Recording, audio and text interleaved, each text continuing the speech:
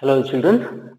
In this class, let us learn about atoms and molecules. Is the third chapter. In this, first of all, I would like to give some introduction, small introduction regarding how atoms, this concept developed by the Indian philosophers, like first one, Maharshi Kanad. This Maharshi Kanad is an Indian philosopher who postulated that if we go on dividing matter, so if we want to tell in a Kannada, that is a padartha, we shall get smaller and smaller particles. Ultimately, a time will come when we shall come across the smallest particles beyond which further division will not be possible. That means if we keep on dividing smaller and smallest particles, further we cannot divide. That means imagine yourself how small the particles are. Okay, and he named that such particles as Paramanu. So what is that? Paramanu. This name given by Indian philosopher Maharshi Kanad. Okay. Later on, again Indian philosophers Pakuda Katyama, who says particles exist in combined state. So that is found by the various of different matters. So we can easily say how particles are combined in various matters. Okay, that is given by Pakuda Katyama. He is also an Indian philosopher. Okay. Next, around the same era, ancient Greek philosopher Democritus and Leucippus suggested that if you go on dividing matter, a stage will come when particles obtained cannot be divided further. Democritus called these indivisible particles are atoms. Atoms means meaning indivisible. Atoms, the meaning of atoms is indivisible. That means further we cannot divide. Okay. Next, all these was based on philosophical considerations and not much experimental work to validate these ideas could be done till the 18th century. By the end of the 18th century, the scientists recognized the difference between elements and compounds and naturally became interested in finding out how and why elements combine and what happens when they combine. Okay. Here you can see Anthony and Lavoisier led the foundation of chemical sciences by establishing two important laws, such as they are laws of chemical combination and law of conservation of the mass. This was developed by Anthony L. Lavoisier. He found the two important laws regarding chemical combination and conservation of the mass. In your previous class, you have studied of conservation of energy. That is, the energy can neither be created nor be destroyed. In the same way, even the mass also can neither be created nor be destroyed. Let us learn how this can be noticed using experimental aspects in our two laboratory. If we take a conical flask with a rubber cork, it should be a rubber cork should be inserted here and thread conical flask. This is what conical flask, and you can observe here. This is what small ignition tube, and we are using two categories of the solutions. For one, we have given the name X, and for another, we have given the name Y. So in the X solution, copper sulfate, barium sulfate, lead nitrate solution we use, and in the Y we use sodium carbonate sodium sulfate, sodium chloride. Okay. So what to do after that? After using the two solutions, we will mix by shaking the conical flask. So we will weigh the flask with its contents carefully. Now tilt and swirl the flask so that the solutions X and Y get mixed. That means we need to shake this or tilt. When we tilt this, two solutions will be mixed. Again we have to weigh. That means we have to weigh the mass. What happens in the reaction flask? Do you think that a chemical reaction has taken place? Why should we put a cork on the mouth of the flask? Does the mass of the flask and its content change? These are the very natural questions occur when we do the experiment. Okay, the main motto of this experiment is to show the law of conservation of the mass. So by this we cannot say any changes in the mass also. Here, final conclusion is law of conservation of mass states that mass can neither be created nor be destroyed in a chemical reaction. This is very important point, children. The mass, the two laws are very important. First law, laws of chemical combinations in that law of conservation of the mass. That means mass can neither be created nor be destroyed. Okay. Next law is law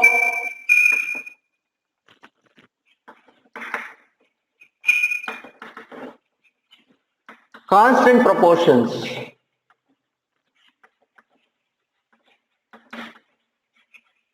Law of constant proportions.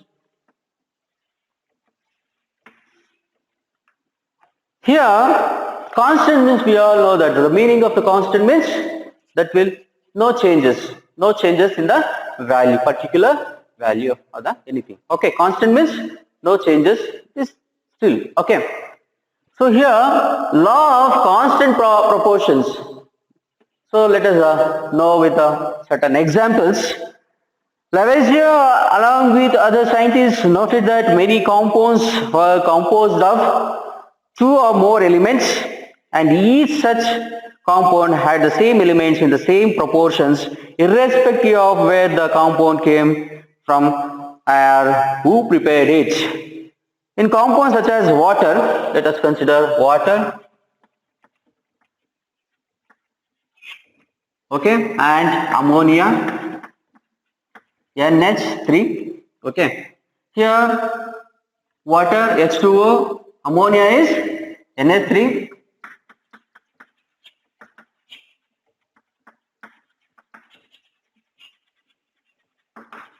ammonia. So here mass of the ratio, if we consider the for water,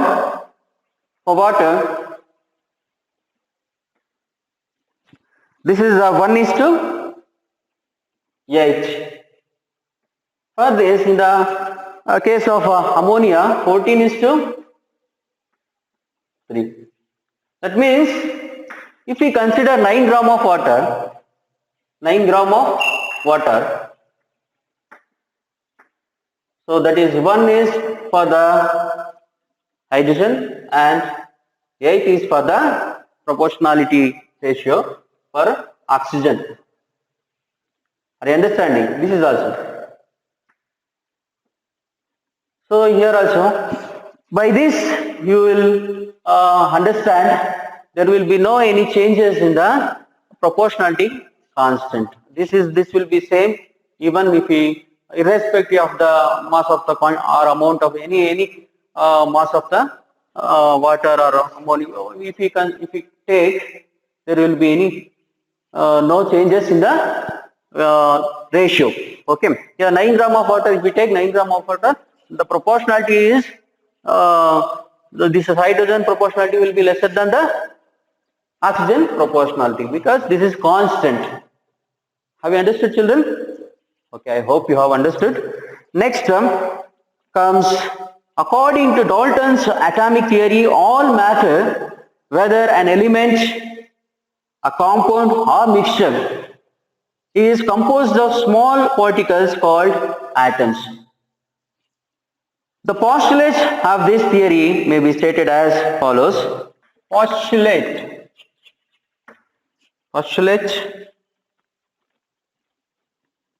by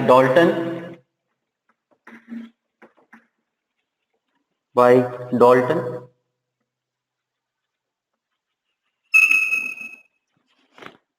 Firstly, it says all matter is made of very tiny particles called atom.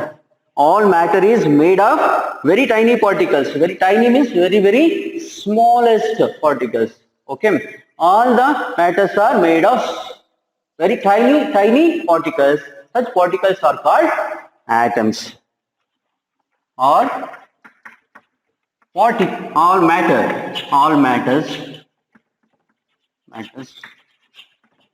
made by or made of tiny particles.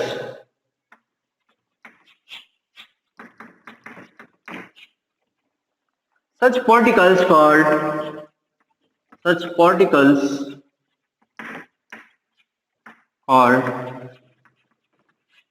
atoms. Such particles are called atoms. Second one. Atoms are indivisible particles which cannot be created or destroyed in a chemical reaction. I repeat, atoms are indivisible. Atoms are indivisible particles which cannot be created or destroyed in a chemical reaction. Atoms are indivisible. Atoms are indivisible. Particles, indivisible particles.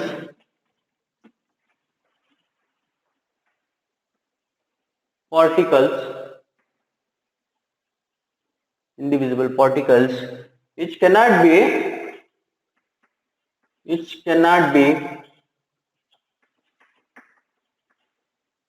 created or destroyed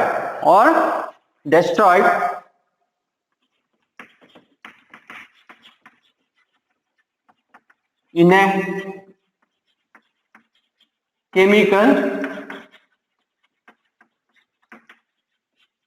a chemical reaction. Okay. Next, third one.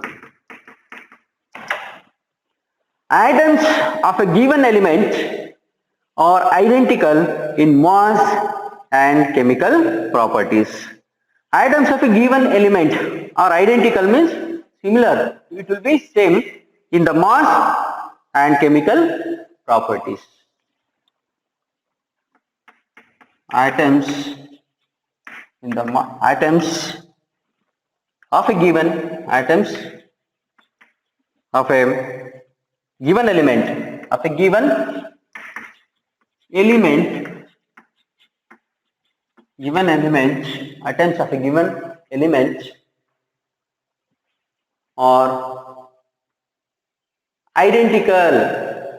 element are identical in mass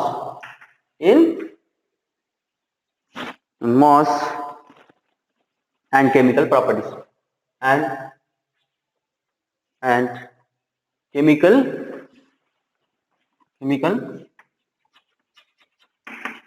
properties. So I repeat once again, atoms of a given element, maybe any elements, are identical in the mass and chemical properties. And remaining fifth and sixth I write here. This third, no, fourth point. Atoms of different elements have different masses and chemical properties. This is atoms of a given element are identical in mass and chemical properties. Next, fourth point, atoms of different elements. Atoms of different element,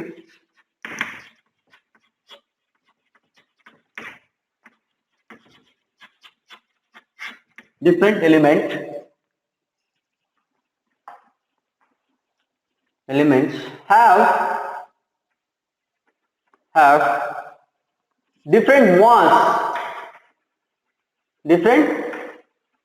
mass and and chemical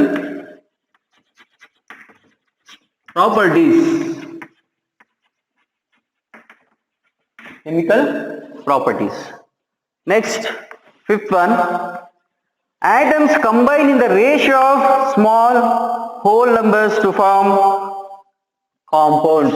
This is very important. Atoms combine in the ratio of small whole numbers to form compounds. Small whole numbers to form compounds.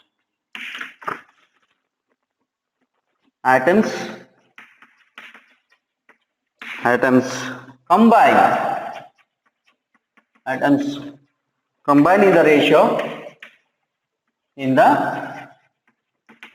combine in the ratio of small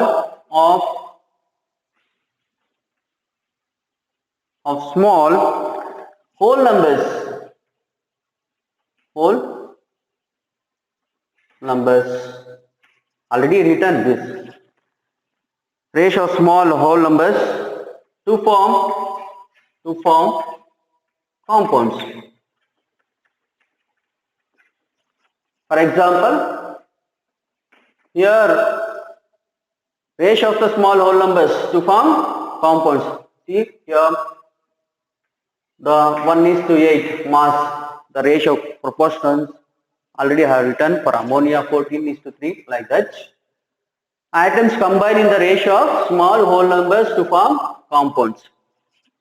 Next, last but not the least, sixth point, the relative number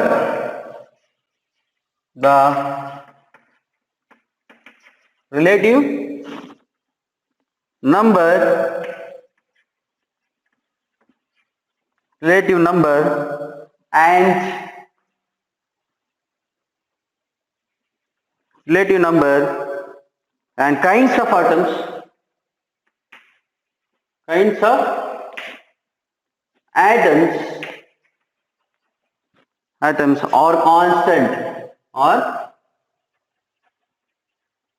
are constant in a given compound.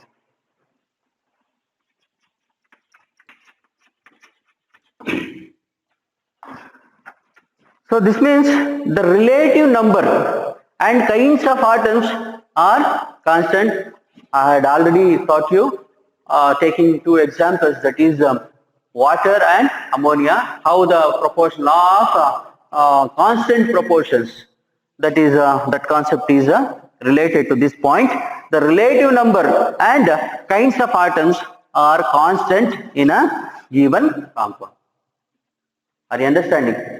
So these are the important postulates given by the scientist Dalton. So Dalton atomic theory. Here in this you are going to learn 6 important points.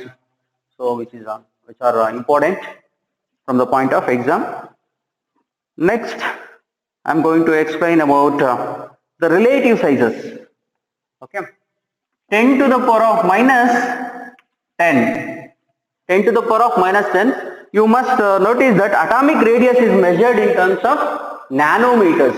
Nano means 10 to the power of minus 9. That means it is very, very, very smallest particle. Are you understanding? Nanometer. If you want to tell, nano means very, very small. You must understand 10 to the power of minus 9. So if this is what? 1 by 10 to the power of 9 meter, that is equal to 1 nanometer. That is nothing but 10 to the power of minus 9. 10 to the power of minus 9. that is inverse. If you take the inverse, if it comes to that is plus will become minus. So 1 meter is equal to 10 to the power of 9 nanometer. Okay. So 10 to the power of minus 10. Example for atom of hydrogen. Atom of hydrogen and 10 to the power of minus 9 molecular or molecule of water. Molecule of water. Molecule of water. 10 to the power of minus 8 molecule of hemoglobin that is present in the blood. Molecule of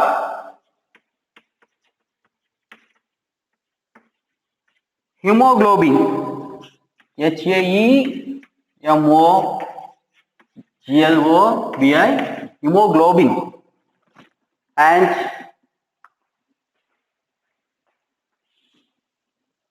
10 to the power of minus 4, that is for the example for grain of sand. Grain of sand and 10 to the power of minus 2, that is example for, and 10 to the power of minus 1, example is watermelon.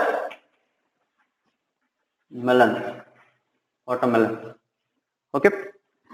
So this is what very important items are. By this what you are going to know, atoms are very small. They are smaller than anything that we can imagine or compare with. More than millions, 1 million is 10 lakh, you know that. More than millions of atoms when stacked would make a layer barely as thick as thin sheet. Okay, thin sheet paper. Here you can see the silicon layer image will be like this.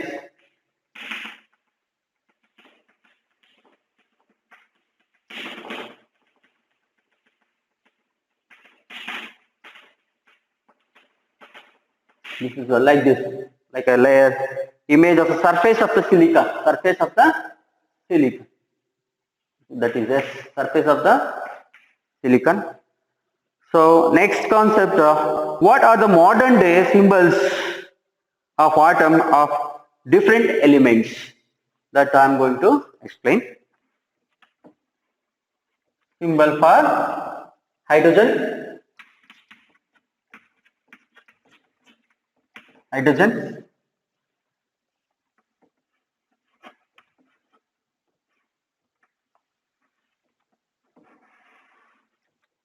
This is for phosphorus.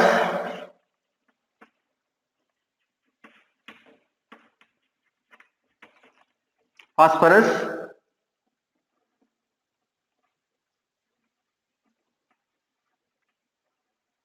And this one for copper.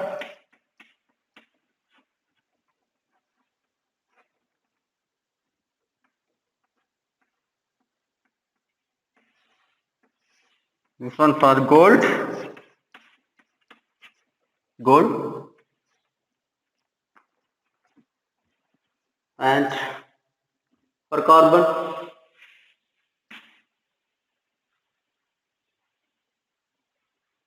This is for carbon.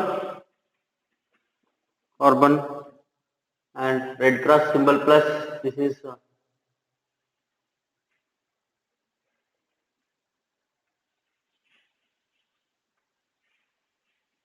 This is for sulfur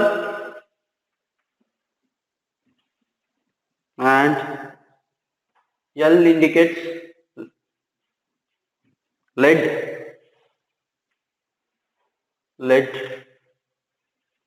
and P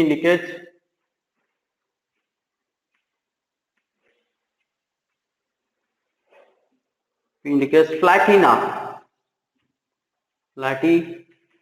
No. And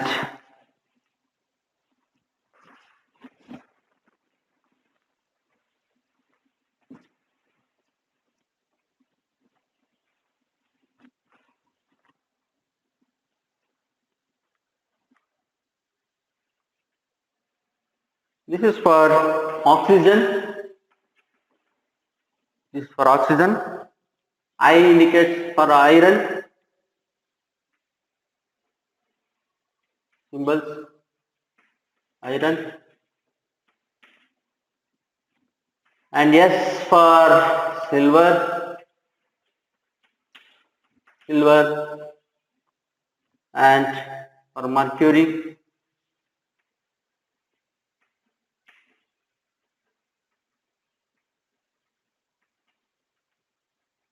This is for mercury. So this is what the class of today. Up to here, you must be understanding and keep reading at home. And modern day symbols of atoms of different elements are written here. So let us stop at this level, this lesson. Thank you all. Happy learning.